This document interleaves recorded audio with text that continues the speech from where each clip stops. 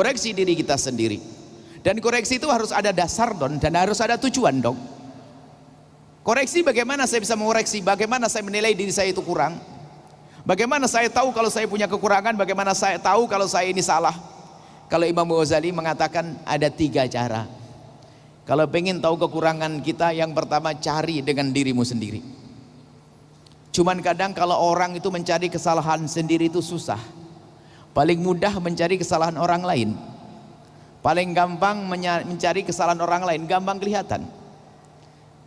Sebab gini, kesalahan dohir itu sama kesalahan batin itu kurang lebih. Kalau sudah ada ego, ada akunya itu ketutupan. Misal, suatu ketika kita ada di meja begini, ada ingusnya, ada orang buang ingus di sini. Mohon maaf. Ingus gimana bahasa halusnya ingus? Ya ingus. Saya pengen membuat bahasa yang halus lagi, nggak ketemu. Ada ingus di sini. Kemudian Anda tiba-tiba lagi begini kena ingus. Oh. Anda akan, siapa naruh ingus di sini? Ih. Ambil tisu. Jijikkan ingus. Baik. Menjijikkan, salah orang naruh ingus di meja. Akan tapi suatu ketika, semoga Anda sehat semuanya. Kok kena flu? Ada ingus di sini begini. Biarin saja di sini. Alah begini, ayo. Apa bedanya ingus ini dengan ingus yang di meja? Nggak ada bedanya, cuman karena ini ada akunya, milikku. Kalau sudah aku tuh jadi baik, jadi aku, ada akunya. Sama. Kalau kesalahanku kadang susah untuk dilihat. Aku, makanya orang gampang nilai orang lain. Hati-hati, ini penyakit ingus. Suka ngawah, tahu kalau orang lain. Dia tidak pernah mencoba melihat kekurangan dirinya. Awas, hati-hati. Nah, kata Imam Ghazali, ini hebat kalau mampu. Kalau tidak mampu, komitmen dengan istri tercinta, dengan suami tercinta, berjanji, bang, tolong bang, kita harus komitmen, kita janji deh. Kalau ada kekurangan, saya itu kan paling cerewet bang. Kalau saya cerewetnya berlebihan, ingetin ya. Ingetin bang. Jadi kita saling tegur. Bahkan berlomba-lomba ngasih hadiah nanti. Makanya kalau suami tapi diingatkan sama istri, jangan marah. Kita komitmen ini. Kalau ada istri Anda kok ngingetkan, langsung bilang, kamu berani ngingetin saya ya. Aku pikir kau dulu cantik, tapi setelah kau ngingetkan aku, ternyata kau tambah cantik sayangku. Gitu dong. Harus, kalau begitu saya kasih anting saya sebelah, 1.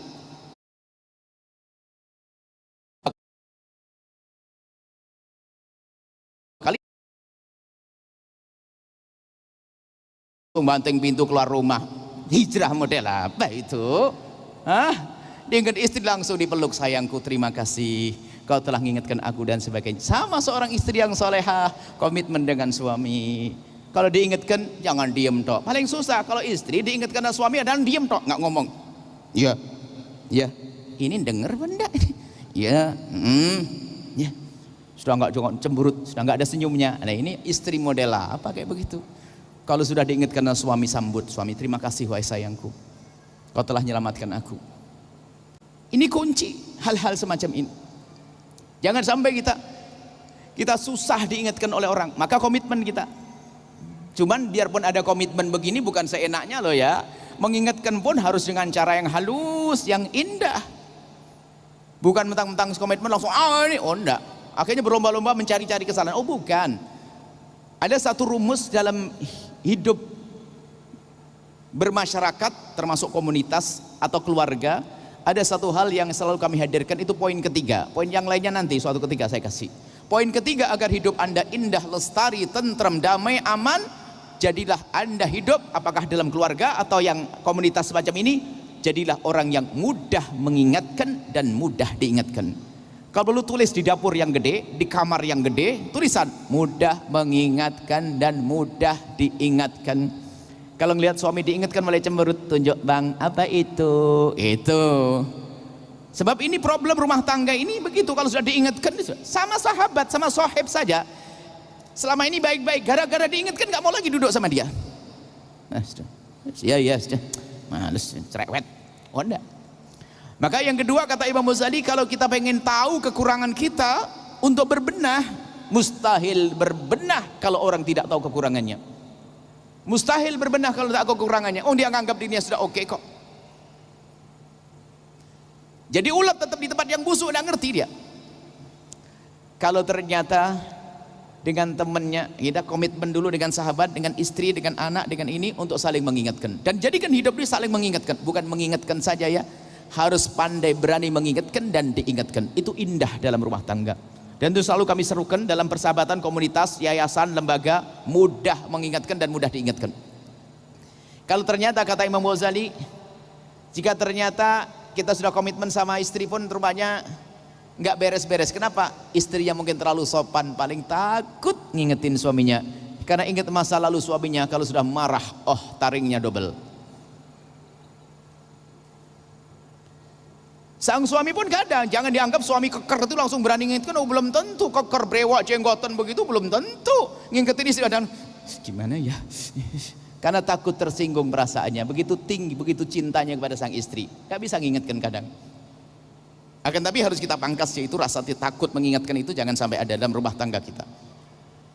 Harus berani kita mengingatkan, dan ingat janji semuanya. Siapapun jika mengingatkan kepada Anda pastikan, mungkin Anda tidak bisa nerima dalam hati Anda karena belum terbiasa, tapi pastikan Anda memberikan kebaikan. Oh ya Allah, ngingetin saya, traktir besok. Pastikan. Ada contoh yang hebat, Sayyidina Umar bin Khattab. Ini kunci hijrah ini. Sayyidina Umar itu suatu ketika ada satu orang itu ngingetkan dengan kasar. Kalau aku salah tolong ingatkan saya ya. Ada orang ngangkat pedang, ya Khalifah saya akan mengingatkan engkau dengan pedangku ini. Kurang ajar. Sahabat Sayyidina Umar marah, mau dipegang itu orang itu. Ya Khalifah, dia telah berlebihan. Sayyidina Umar adalah orang istimewa, orang mulia, berkata, diam kau semuanya. Justru dia yang akan menyelamatkan aku, bukan kalian semuanya. Bahkan dalam riwayat orang itu mengatakan, ya Khalifah kenapa bajumu double, yang lain bajunya satu. Pakai baju double, jubah double gini. Saya pakai baju double sekarang, kamu satu. Kenapa bajumu double, yang lain tidak? Menyesal Sayyidina Umar. Langsung Sayyidina Umar berkata apa? Manggil istrinya, wahai istriku, ada apa di rumah? Enggak ada apa-apa Khalifah, hanya ada gandum satu karung. Kata Khalifah Umar, bagi separuhan, separuh untuk kita, separuh buat orang yang telah mengingatkan aku tersebut, yang telah menyebut kekurangannya. Lalu Sayyidina Umar mengangkat tangan dan berdoa yang sangat masyhur, rahimallahu imra'an ahdali uyubi, ya Allah berikan kasih sayang kepada orang yang telah menunjukkan kepadaku kekuranganku. Khalifah kita ini apa? Diingatkan istri marah, diingatkan mertua ngambek, diingatkan orang tua berani ya ya ma, ya ma, itu kan masalahnya ya ya sambil pukul-pukul. Kalau ada orang mengingatkan, pastikan setelah dari ini, kalau kita ingin hijrah sungguh, kalau ingatkan sambut dia. Kalaupun hati kita belum kuat, perangi itu.